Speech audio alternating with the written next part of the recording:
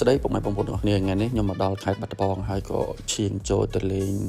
ក្រុមការងារនៅ Ford សាខាបាត់ដំបងណាព្រោះ Ford ឥឡូវយើងមាននៅសាខាបាត់ដំបងឥឡូវខ្ញុំចេញពីលោកតាដំបងកញ្ញូងឆ្ពោះទៅ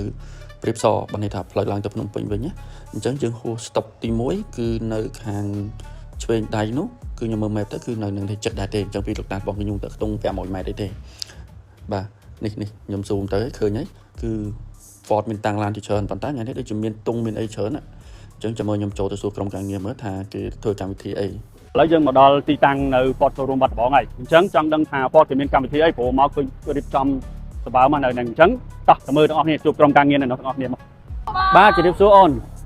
បងជិះមកនេះបងឃើញគេដាក់តុងដាក់អីនេះគេមានកម្មវិធីអីមែនអូនចាបងយើងមានការតាំងបង្ហាញរថយន្តនិងបើកបរសាកល្បងរថយន្តណាបងហើយយើងមានកាដូច្រើនហ្នឹងអញ្ចឹងហើយចុះគេបើកថ្ងៃណាគេតេស្តពីថ្ងៃណាដល់ថ្ងៃណាចាបងគេបើកពីថ្ងៃទី14ដល់ថ្ងៃទី17សីហាឆ្នាំនេះហ៎បងអូអញ្ចឹងហ៎ហើយបើកតេស្តហើយបានកាដូទៀតបានអូខេហើយមានឡានអីខ្លះអញ្ចឹងមានច្រើនបង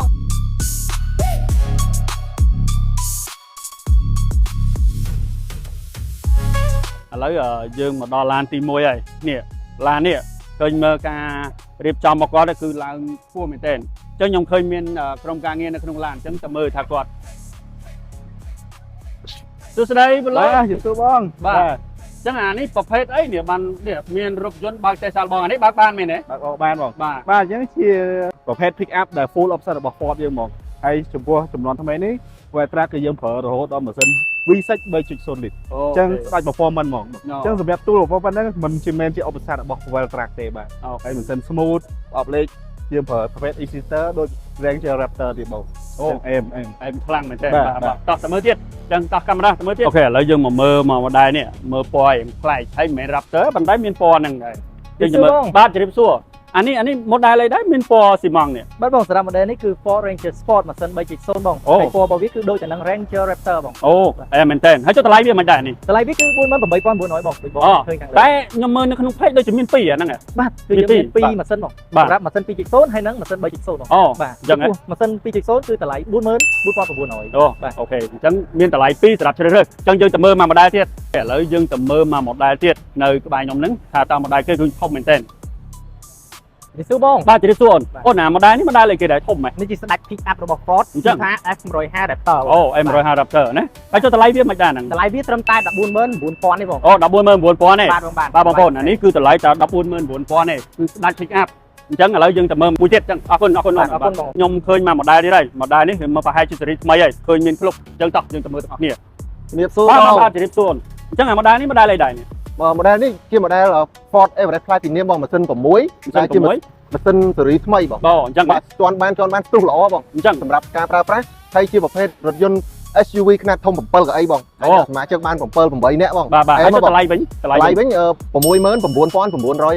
បាទតម្លៃត្រឹមតែ 69,900 ឯងប្រភេទ SUV 7កៅអីដោះអរគុណច្រើនអញ្ចឹងខ្ញុំទៅមើលមក model ទៀតអញ្ចឹងយើងមកមើលមក model ទៀតខ្ញុំឃើញ model នេះដូចជាមានលើទីផ្សារច្រើនណាស់ប៉ុន្តែអត់ដឹងថា model អីអញ្ចឹងណាជម្រាបសួរបងបាទជម្រាបសួរអូនអា model នេះអីគេដែរនេះឃើញស៊េរីថ្មីនេះចាបងតើតើនឹង model នេះគឺ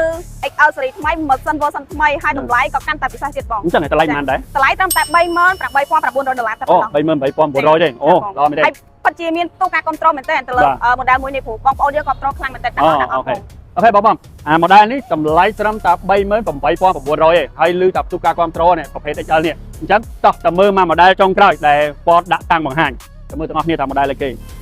បាទជម្រាបសួរអូនអានេះ model អីគេដែរអានេះជា model Ford Trajectory 2026បង Ford Trajectory 2026អញ្ចឹងហ៎ហើយមិនដែរតម្លៃវាហ្នឹងបាទសម្រាប់តម្លៃវិញ